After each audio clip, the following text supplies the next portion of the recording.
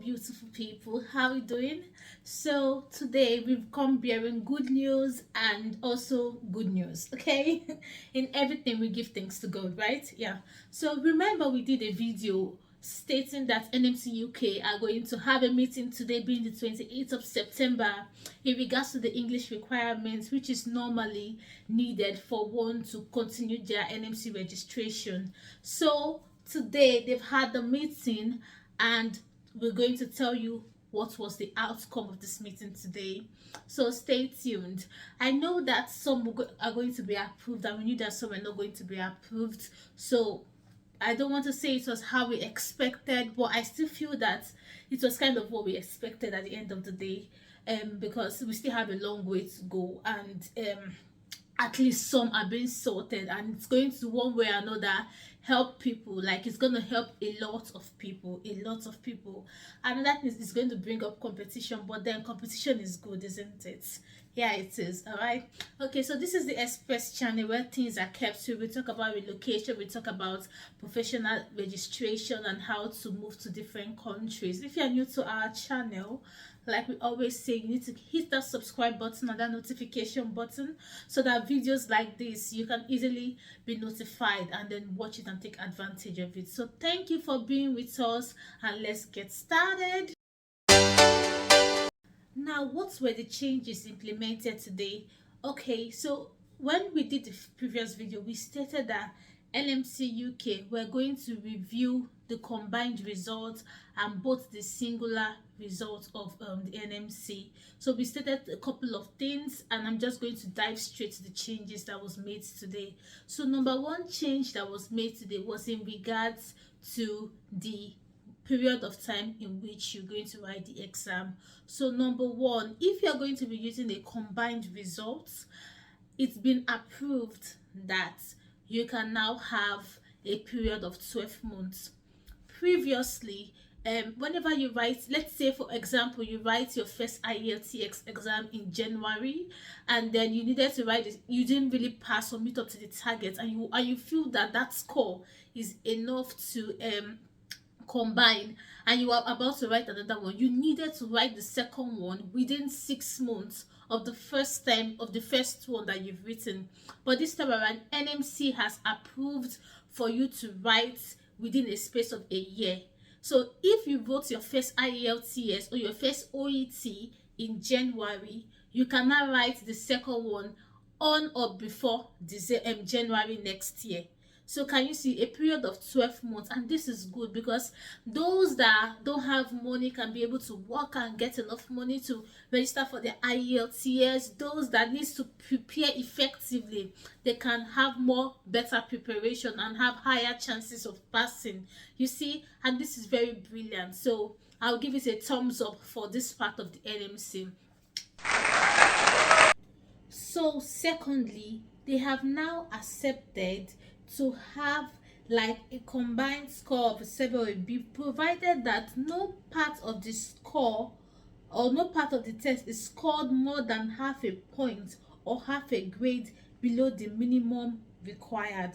Okay, and then also, let's just say for example, they mean that if an applicant scored 6 or C in writing, where the minimum score was previously 6.5 or a C, they will now be able to use that third score combined. What does this actually mean? You know, currently the minimum score of speaking is 7, writing is 6.5, listening is 7, and reading is 7. So now they've accepted that so long your minimum score is just 0.5 below this current minimum score. So let's say now, before you had 6.5, that was the lowest. Now if you have 6.0, it's going to be accepted starting from January 2023. Let's say you have reading as 7. If you have 6.5 now, it's going to be accepted because it's 0.5 lower than the previous one of being 7. If you have listening as what, as 7 before, as your, if you now have 6.5, it is now accepted starting from January 2023 when you are combining your results. Okay, so this is a very good thing, isn't it? It's very good, right? Yes. For those that write OET, what changes can we see, or what changes is going to take effect from January 2023? So this is the change. So they said that currently your minimum score of writing is currently C plus, right? So this means that from 2023 you can now have C in your writing. Okay, when you are combining your results, you cannot have C in your writing. Why? When you are why for your reading, your listening, your speaking, that you normally have B as your minimum score, you cannot have what? A C plus in them when you are combining your results. So if you really look at it, it's actually a good thing, and it's really going to help a lot of people with this new law. So congratulations, and this is going to take effect, don't forget, from January 2023. This is a template of what we've been trying to explain. So starting from January 2023, you can, when you are combining your IELTS score, the minimum of writing can be 6, speaking, listening and reading is going to be 6.5. Why? You can also see that for OET is also being explained and highlighted there.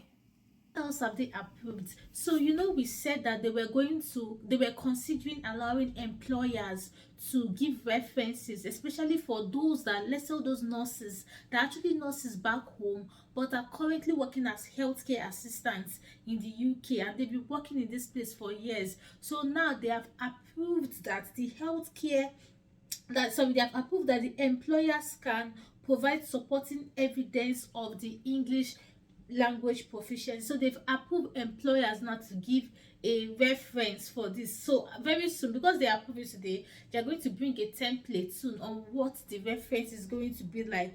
So they said they plan to accept this supporting evidence where the applicant is, number one, the applicant must have trained in English in a country whereby English is not a majorly speaking language. So let's say that you did your nursing now in countries like Nigeria, Ghana, what's the name, the Philippines, you understand, and because the person hasn't passed, or let's say the person was a dependent but finally came into the UK and they've been working as an healthcare assistant since then, they haven't been able to pass their IELTS to start working as a nurse. So now they say that so long those people, their employers can bring a reference and say these people are actually very good, they trained back home and they're actually nurses in not speaking English country, they can actually accept it. Also said that they are going to approve if the person has also written an IELTS and just narrowly missed the English